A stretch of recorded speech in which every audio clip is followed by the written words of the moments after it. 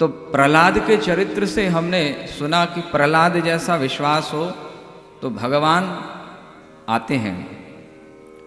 और हमारे जो साकार रूप सगुण साकार की महिमा जो हमारे अध्यात्म में है, हमारे हिंदू शास्त्र की जो मान्यता है कि भगवान के सगुण साकार रूप के हम ज़्यादा मान्यता रखते हैं।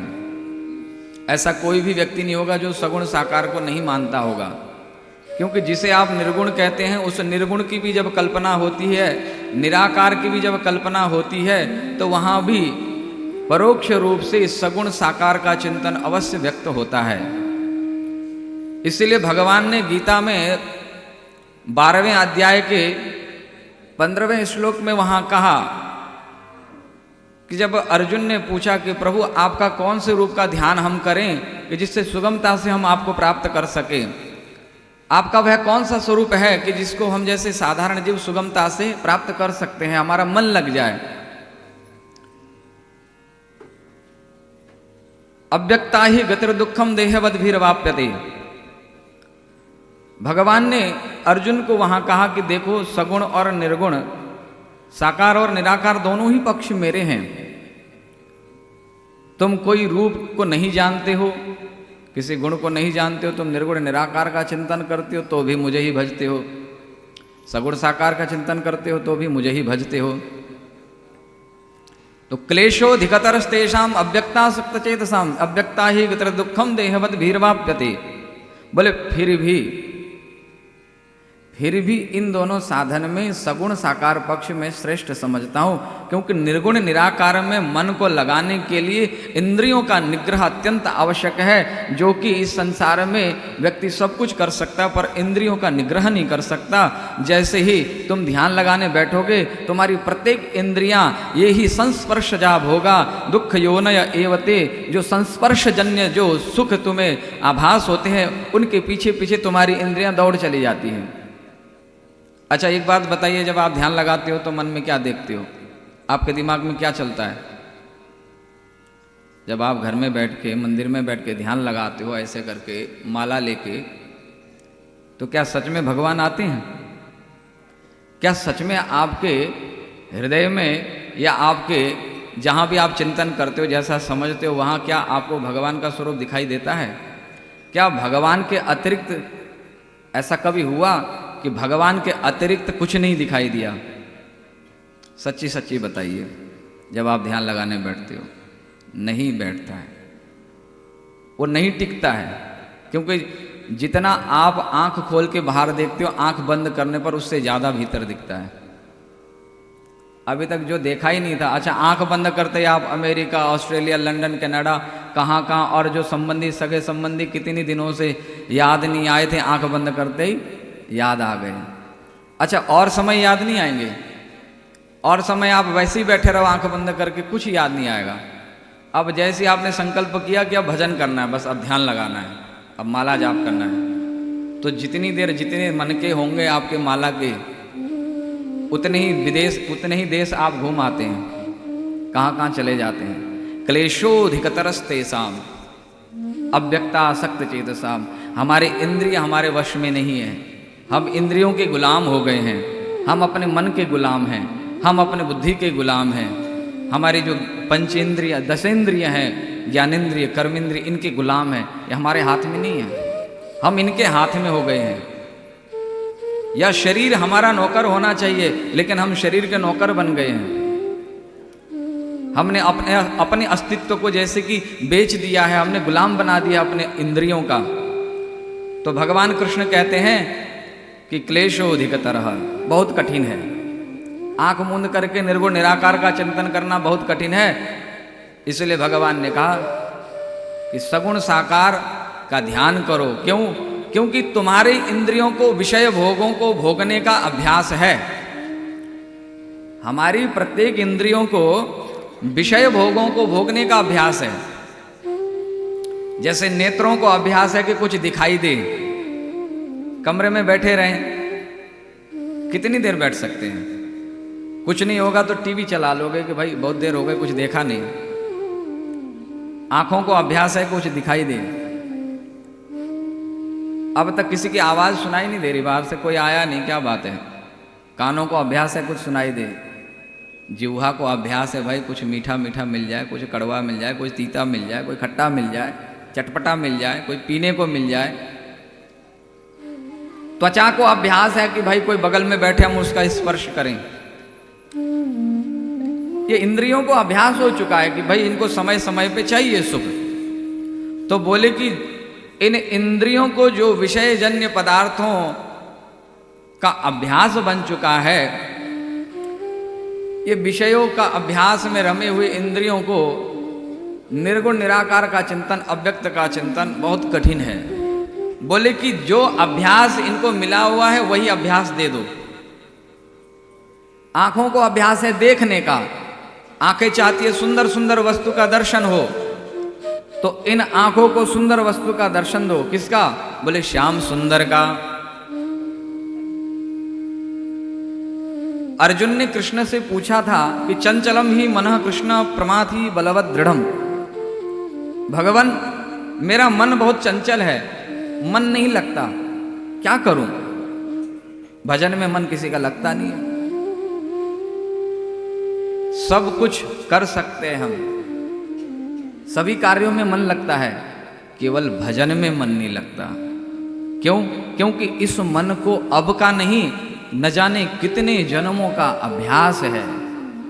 भोजन का अभ्यास है, बाहर के व्यवहार का अभ्यास है, भजन का अभ्यास नहीं है। तो जिसका अभ्यास है मन स्वतः जाएगा।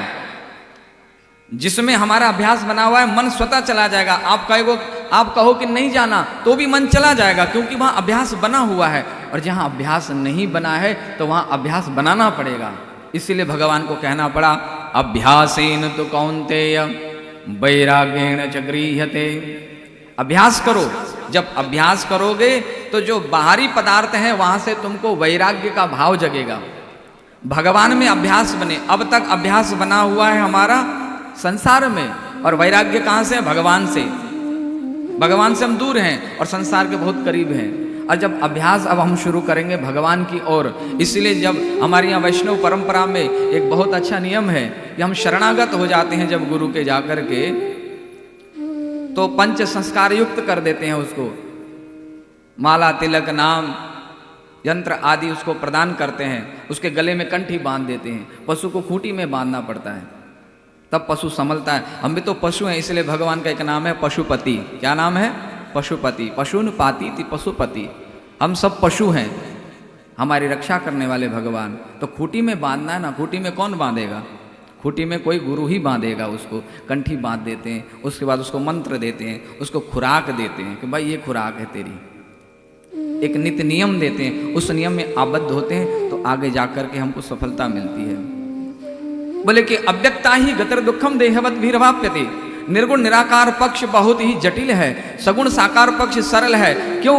क्योंकि हमारे प्रत्येक इंद्रियों को अभ्यास है, ये इंद्रियां चरती हैं। इसलिए इंद्रियों का एक नाम संस्कृत में गो कहते हैं। गो का अर्थ ज्ञान भी है, गो का अर्थ इंद्रिय है। गो मतलब गाय भी है, गाय चरती है ना, ऐसे ये इंद्रियां भी चरती हैं। कहाँ चरती हैं? बोले जैसे गाय जंगल में चरती है, हरी हरी घास को खाती है, ऐसी ये इंद्रियां भी इस जंगल में, इस संसार में, भवाटवी का वर्णन आया पीछे पंचम स्कंद में, इस भवाटवी में चरती है और ये विषय भोगों का चिंतन करती है, विषय भोगों को खाती है। हरा हरा दिखती है सब जगह, सावन के अंधे को सब जगह हरा ही दिखता है। इसलिए जो संसार का जो अंधा है, जिसने संसार के भोगों का राग लिया है, उसको संसार ही हरा भरा दिखता है। संसार के अतिरिक्त हमें कुछ अच्छा नहीं लगता। थोड़ी देर अगर कमरे में एक जगह एकांत में बैठ के भजन करना पड़े, मान लीजिए कि जो गुरु के शरण में है, गुरु ने कह दिया कि सुबह जल्दी उठ करके तिलक करके माला करना, इतनी माला जाप करना, इतना पाठ करना।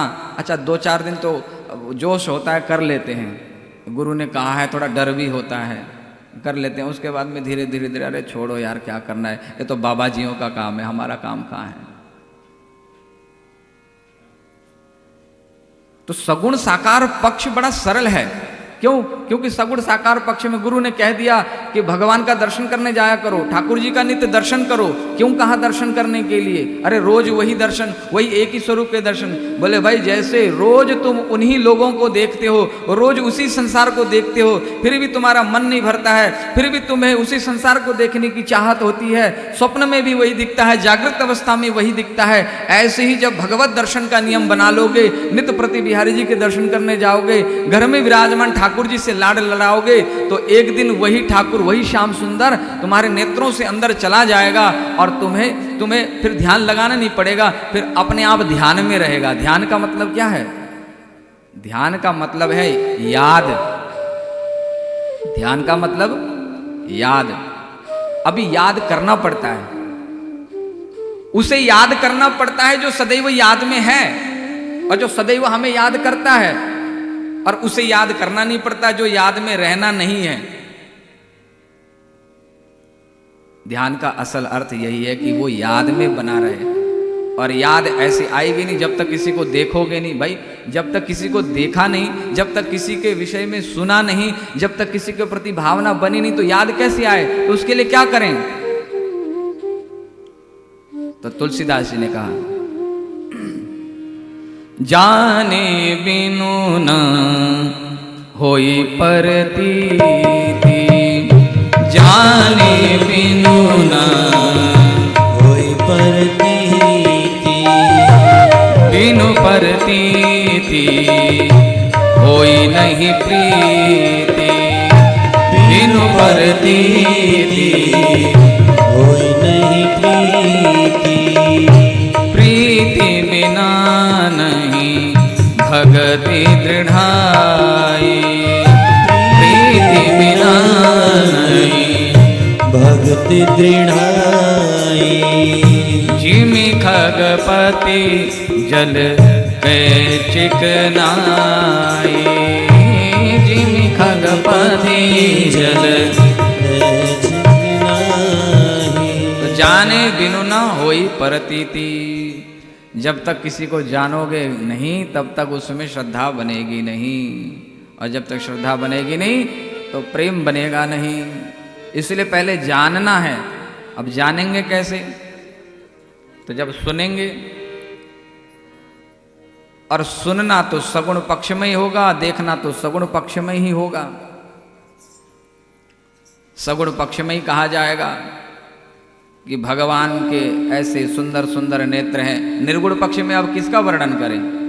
जब कोई गुण है ही नहीं, जब कोई आकार है ही नहीं, तो अब किसकी चर्चा करें? तो वहां तो कुछ चर्चा है ही नहीं, वो तो स्वयं सिद्ध की बात हो गई। अच्छा, बड़ी विचित्र बात है, आजकल तो ऐसी बातें भी होती है कि हम ही ब्रह्म है, हम ही सब कुछ है। भाई हम ही ब्रह्म है, ये बात की है। अभी हम ही ब्रह्म है, उसमें हमको नहीं जाना है।